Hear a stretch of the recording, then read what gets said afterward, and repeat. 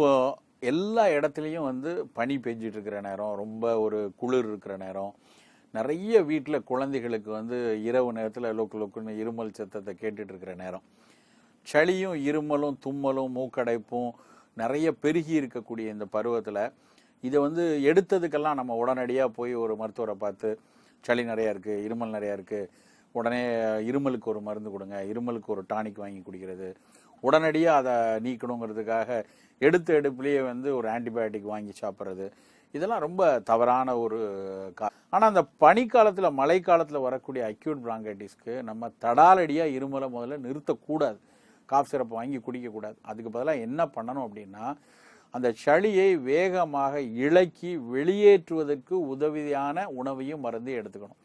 அதில் முக்கியமானது மிளகு. நல்ல ஒரு அரை டம்ளர் பாலில் கொஞ்சம் 2-3 மிளகு, நல்ல ஒரு அரை ஸ்பூன் 1/4 ஸ்பூன் போல் மஞ்சள் தூள், நல்ல பனங்கள் கண்டு போட்டு சூடாக இளஞ்சூடாக நம்ம வந்து ஆற்றி குடித்தோன்னா சளியை நல்லா வெளியேற்றுறதுக்கு உதவும். மணத்தக்காளி கீரை, தூதுவளை கீரை, இந்த மாதிரியான கீரைகளை வந்து இந்த பனிக்காலத்தில் மழைக்காலத்தில் பயன்படுத்தினோன்னா அதுவும் அதுக்குரிய அந்த மியூகோலைட்டிக் அப்படிம்பாங்க, சளியை இளக்கி வெளியேற்றக்கூடிய ஒரு தன்மையுடைய பொருள் வந்து இந்த தூதுவளை மணத்தக்காளிலாம். அந்த கீரையை வந்து நம்ம சமைச்சு சாப்பிடலாம். குறிப்பாக தூதுவளையை வந்து நல்லா ரசமாகவோ, தூதுவளையை சில பேர் துவையல் மாதிரி அரைப்பாங்க, சட்னி மாதிரி அரைச்சி தூதுவளை சட்னி அரைப்பாங்க. சில பேர் தோசை மாவுலேயே தூதுவளை கீரையை நல்லா அரைச்சி தோசை மாவில் கலந்து சுடுவாங்க. அது வந்து நல்ல இந்த மழைக்காலத்தில் சளியை வந்து இளக்கி மியூகோலைசிஸ் பண்ணி வெளியேற்றுவதற்கு ரொம்ப உதவியாக இருக்கும். அந்த மாதிரி பிராங்கைட்டிஸ் இருக்கிறவங்க செய்யக்கூடிய ரொம்ப எளிதான இன்னொரு வேலை வந்து துளசி கஷாயம். நல்லா ஒரு கைப்பிடி அளவுக்கு துளசி எடுத்து அந்த துளசியை நல்லா 1 டம்ளர் தண்ணி ஊற்றி 1/4 டம்ளராக வற்ற வச்சுட்டு அந்த கஷாயத்தில் ஒரு அரை ஸ்பூன் தேன், கொஞ்சம் மிளகுத்தூள் போட்டு அந்த கஷாயத்தை குடிக்கலாம். அதுவும் வந்து பார்த்திங்கன்னா அந்த பிராங்கைட்டிஸில் வரக்கூடிய இருமலையும் நல்ல சளியை வெளியேற்றுவதற்கும் உதவும். இன்னொன்று வந்து ஆடாதோட இலைன்னு சொல்லுவாங்க. ஆடாதோட இலைங்கிறது வந்து நல்லா நம்ம நெட்டிலிங்க மரத்து இலை மாதிரி நீளமான ஓரங்களில் வளைவோடு இருக்கக்கூடிய இலை ஆடாதோட இலைன்ட்டு.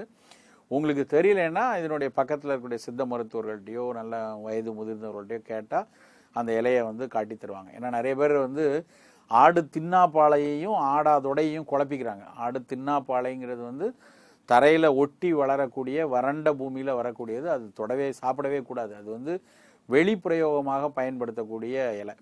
ஆடாதொடைங்கிறது ரொம்ப குழந்தைகளுக்கு இந்த பிராங்கைட்டிஸில் வந்து சளியை வெளியேற்றுவதற்கு மிக உதவியாக இருக்கக்கூடியது. அதை தாண்டி ஆடாதொடை வந்து நல்லா இரத்த தட்டுக்களை உயர்த்தும்.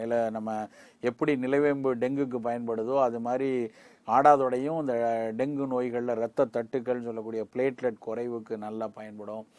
பெண்களுக்கு ரொம்ப மாதவிடாய் சமயத்தில் அதிக இரத்தப்போக்கு இருந்தால் அதை குறைக்கிறதுக்கும் இந்த ஆடாதொடை பயன்படும்.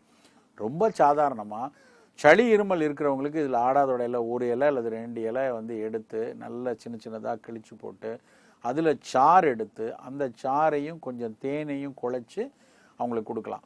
இல்லைன்னா அந்த ஆடாதோட இலையை நிறைய போட்டு நல்லா தண்ணி ஊற்றி நல்லா திக்காக கஷாயம் எடுத்து அதை நல்லா வெல்லம் பனை வெல்லம் சேர்த்து ஒரு பாகு மாதிரி சிரப் மாதிரி காய்ச்சி வச்சு அந்த சிரப்பை வந்து இந்த மழைக்காலத்தில் பனிக்காலத்தில் கொடுத்தோன்னா சளியை வெளியேற்றி இருமலை நிறுத்தும். மியூகோலைசிஸ் பண்ணி சளி ஒட்டிகிட்டு இருக்கிற சளின்னா அதை நல்லா வெளியேற்றிட்டு அப்படியே படிப்படியாக இருமலை குறைக்கக்கூடிய தன்மை இருக்கும். இன்னொன்று நல்ல மனம் இருக்கக்கூடிய, நல்ல மோந்து பார்த்தாலே நல்ல ஸ்மெல் இருக்கக்கூடிய ஒரு பிளான்ட் வந்து அரத்தை, சித்தரத்தை அப்படிம்பாங்க. நல்ல மஞ்சள் மாதிரி இருக்கான செடி. அதில் வந்து சித்தரத்தை அடியில் இருக்கும் அந்த வேர்பகுதியில். அந்த சித்தரத்தையை வந்து நல்லா பொடி செஞ்சு இருமல் இருக்கிற காலத்தில் ஒரு 3 சிட்டிகை 4 சிட்டிகை எடுத்து தேனில் குழைச்சி கொடுத்தோன்னா இருமலையும் குறைக்கும், இந்த நுரையீரலில் இருக்கக்கூடிய அழற்சியும் குறைக்கும்னு இன்றைய அறிவியல் தரவுகள் வந்து ரொம்ப உறுதிப்பட சொல்லியிருக்காங்க. இதுவும் வந்து நல்ல பிராங்கைட்டிஸ்க்கு மிகச்சிறப்பான ஒரு மருந்து, ஒரு உணவும் கூட. இந்த மாதிரி நம்ம இருமல் நிறைய இருக்கக்கூடிய குழந்தைகளுக்கு சளியை வெளியேற்றி இருமலை நிறுத்துறதுக்கு தான் உதவியாக செய்யணும். அதே மாதிரி இன்னொரு ரொம்ப எளிதான விஷயம் என்னென்னா, அடிக்கடி வெந்நீர் அருந்த செய்வது. ரொம்ப இருமல் இருக்குது, இருமல் குறைய மாட்டிங்கன்னா தொடர்ச்சியாக கொஞ்சம் வெதுவெதுப்பான வெந்நீர் குடித்தாலே அவங்களுக்கு வந்து அந்த சளி இளகி இருமலும் தடைபடுவதற்கு உதவியாக இருக்கும். ஸோ ஒருவேளை பிராங்கைட்டிஸ் இருக்குது, அதோடு சேர்ந்து நிறைய ஜுரம் இருக்குது, நிறைய காய்ச்சல் அடிக்கு, காய்ச்சல் குறைய மாட்டேங்குதுன்னா கண்டிப்பாக பக்கத்தில் இருக்க அருகாமையில் இருக்க மருத்துவர்களை போய் நம்ம பார்த்துடணும். லேசாக இருமல் தானே இருக்குது, சளி தானே இருக்குன்னு 3-4 நாள் 5 நாள் வச்சுட்டே இருக்கக்கூடாது. 2 நாள் 3 நாளில் நம்ம இப்படி கைப்பக்குவமாக நல்லா தூதுவளை கஷாயம் இல்லை ஆடாதோட கொடுக்கறது, துளசி கஷாயம் இதெல்லாம் கொடுத்து சரிப்படலை, அது இல்லாமல் தொடர்ந்து காய்ச்சலோடு இருந்துகிட்டு இருக்கு அப்படின்னா பின்னணியில் ஏதாவது நல்ல நிமோனியா மாதிரி தொந்தரவுகள் இருக்கா, இல்லைன்னா வேற ஏதாவது நாள்பட்ட டெங்கு மாதிரியான ஃபீவரோட அதில் வந்த சளி சேர்ந்த விஷயமா அப்படிங்கிறத தெரிஞ்சுக்கணும். சில நேரத்தில் சில குழந்தைங்களுக்கு பிரைமரி காம்ப்ளெக்ஸ் கூட ஆரம்பத்தில் சாதாரண பிராங்கைட்டிஸ் மாதிரி தான் தெரியும், நல்லா இருமல் சளியோடு இருக்கும். ஸோ இந்த மாதிரி எந்த காரணங்கள்னால ஏற்பட்டிருக்கு அப்படிங்கிறத தெரிஞ்சு அதற்கேற்றாற் போல சிகிச்சையை கொடுக்கணும். இந்த எந்த பிரச்சனை இருந்தாலும் உணவில் வந்து நீர் காய்கறிகளை எடுக்கக்கூடாது, இனிப்பு அதிகம் எடுக்கக்கூடாது, பால் நிறைய சேர்க்கக்கூடாது, எல்லா உணவுகள்லையும் மிளகுத்தூள் நிறைய சேர்த்துக்கொள்ளணும். இனிப்பு தேவைப்படுற இடத்துல தேனும் பனை வெல்லமும் மட்டும்தான் பயன்படுத்தணும். அப்படி இருந்தால் தான் இந்த பிராங்கைட்டிஸ்லேருந்து வெளியே வர முடியும்.